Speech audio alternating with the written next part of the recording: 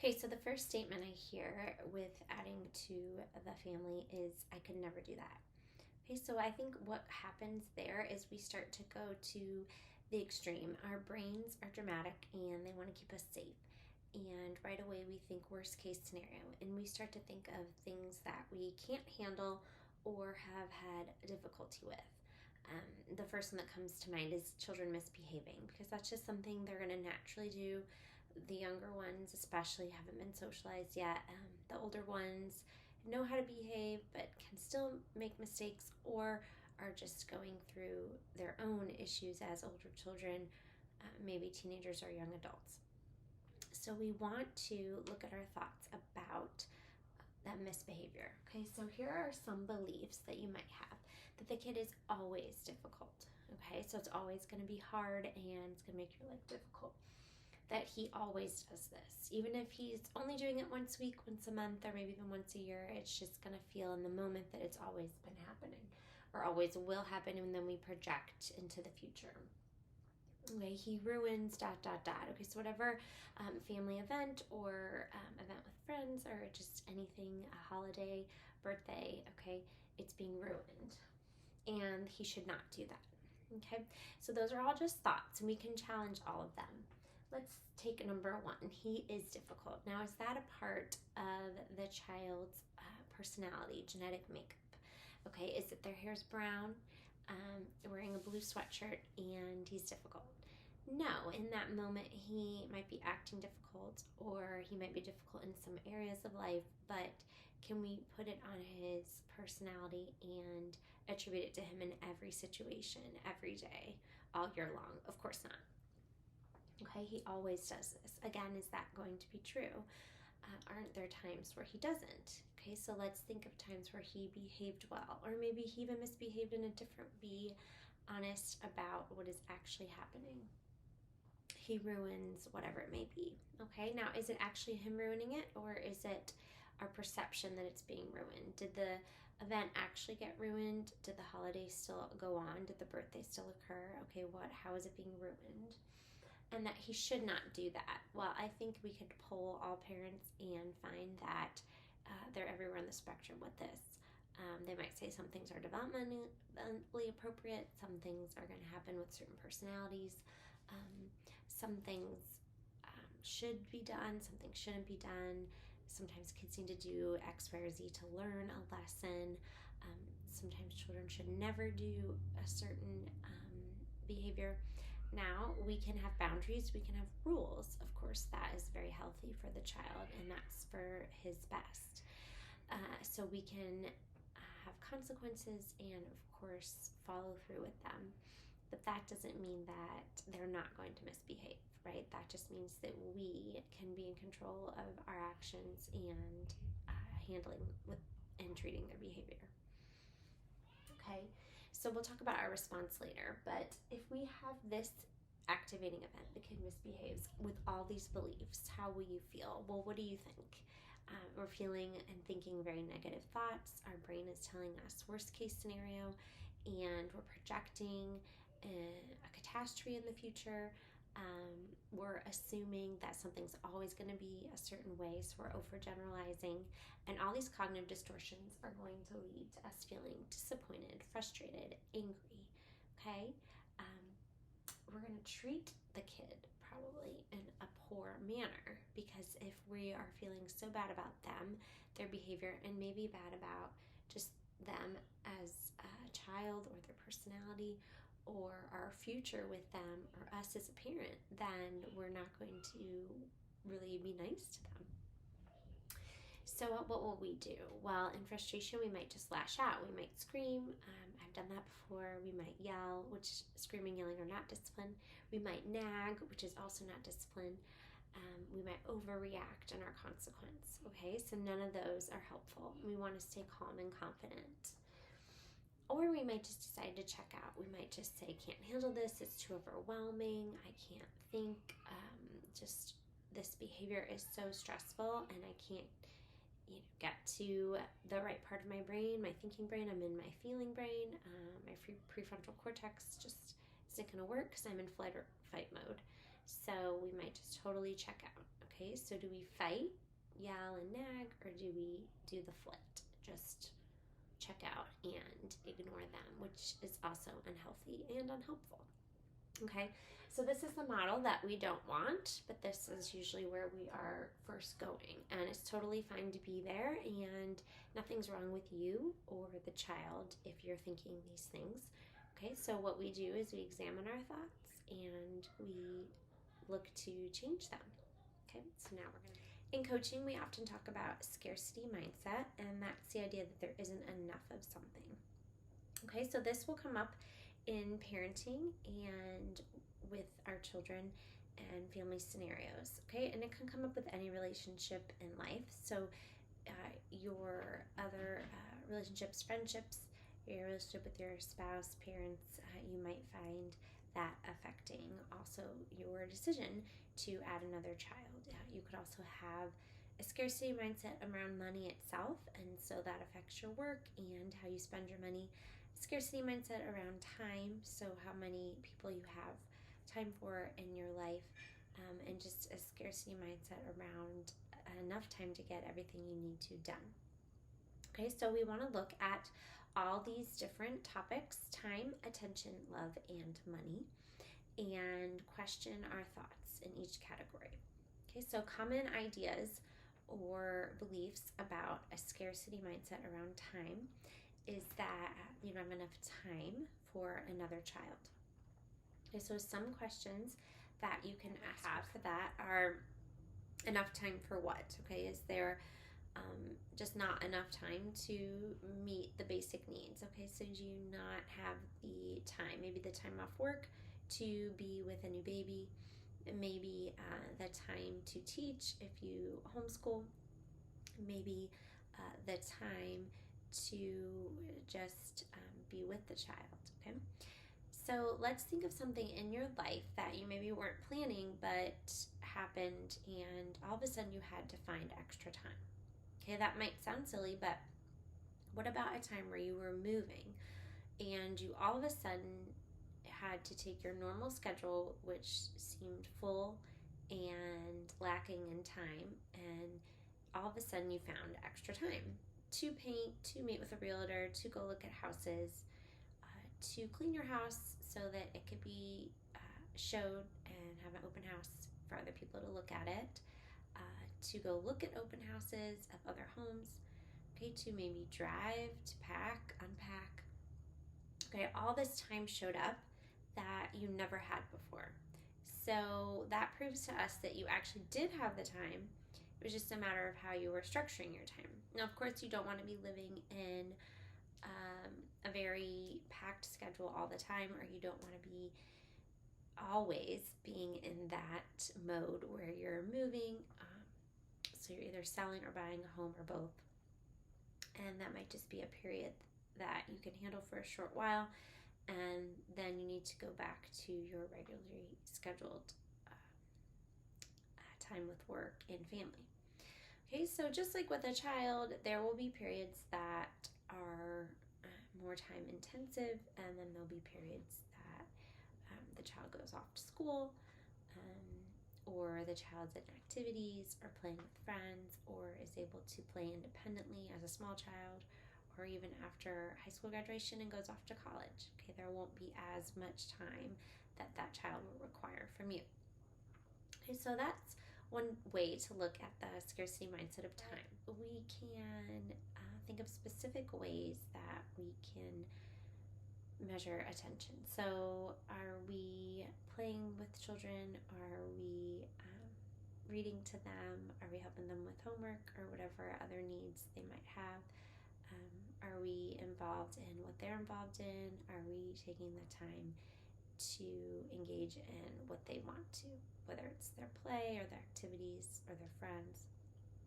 Okay, so these go hand in hand with time, but I think we have mom guilt very often about how much attention we're giving our kids, and then we project into the future. And so another cognitive distortion is that we catastrophize, thinking everything is going to be horrible if we do something wrong as moms.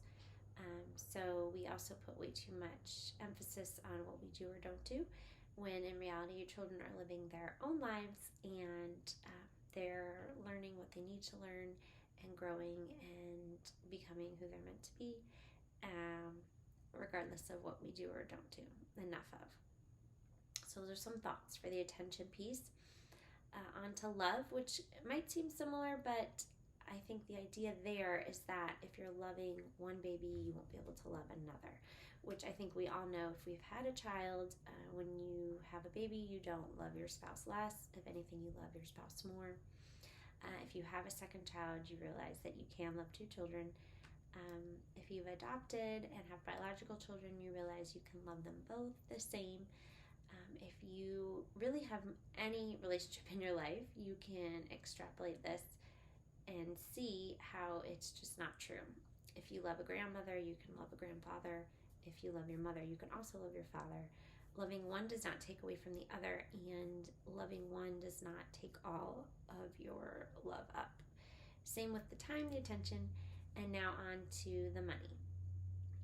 Now this one we can measure a little bit easier than the time and the attention and the love. And a big worry for a lot of parents is college. However, college has gotten so expensive that most people do not pay 100% out of pocket for college for even one child. And so I would just challenge that thought.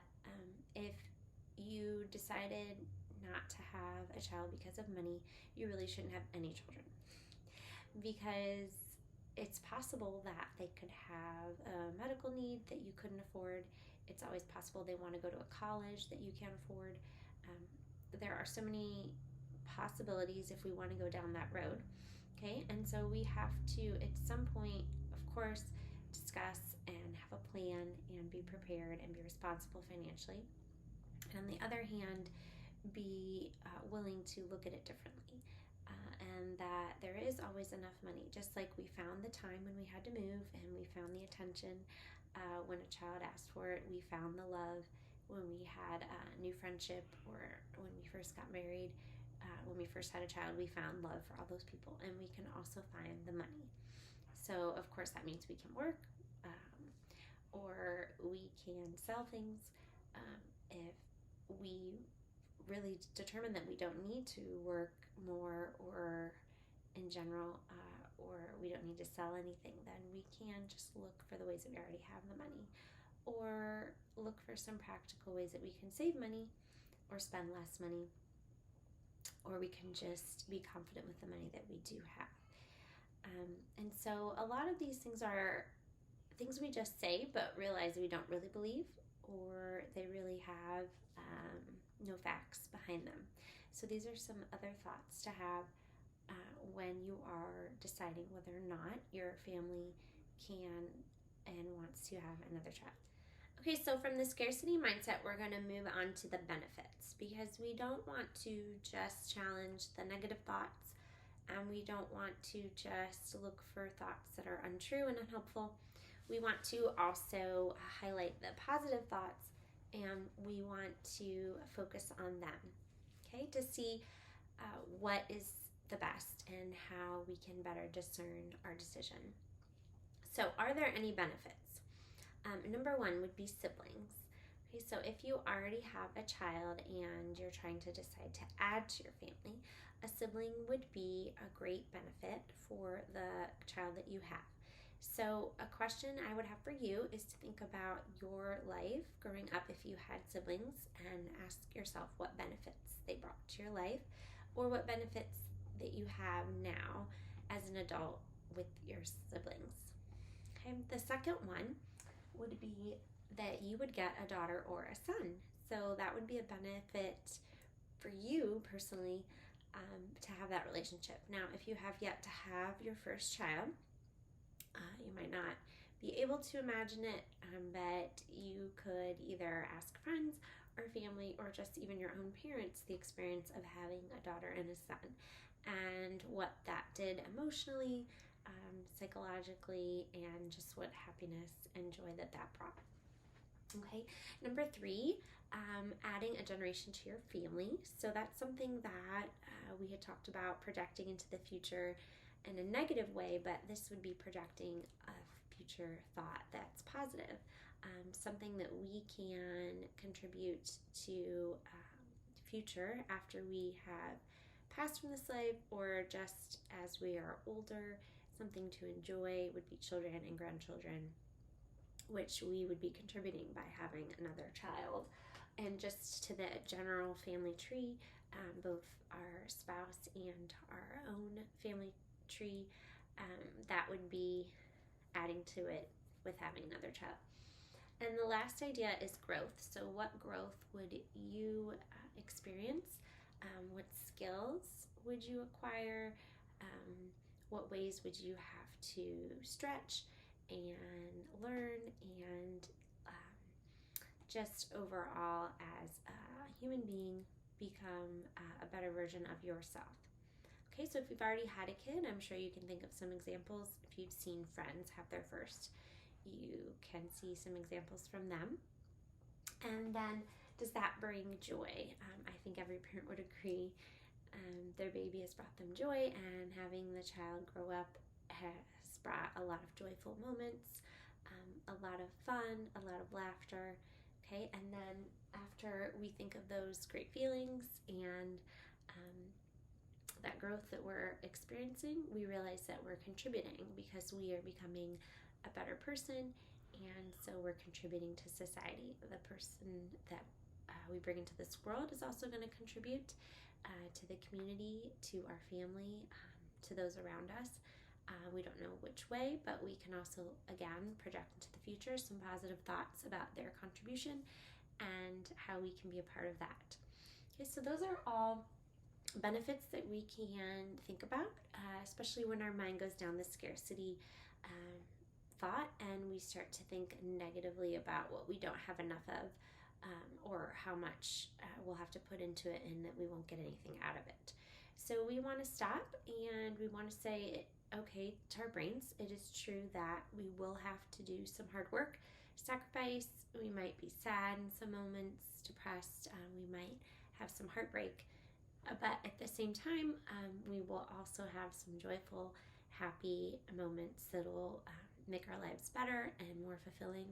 So we want to be honest that it's not 100% one or the other, and that we would like to hope that it's mostly beneficial, mostly positive, and mostly it's going to be a good experience. Okay, so these are some thoughts to have when our brains are thinking in the negative, or when we're feeling negative about this decision. Thank you so much for joining me. I'm so honored to be a part of your journey and your decision-making process. Again, those are just some thoughts, some questions, and some ideas to give you to help you make your decision and to empower you to do what's best for you. Again, I would love to meet you one-on-one coaching. I have a 6-week program and a 12-week program.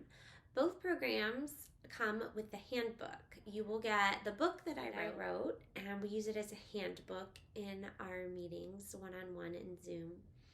And it is entitled How to Have Another Kid Without Losing Your Mind. And we will meet 6 times.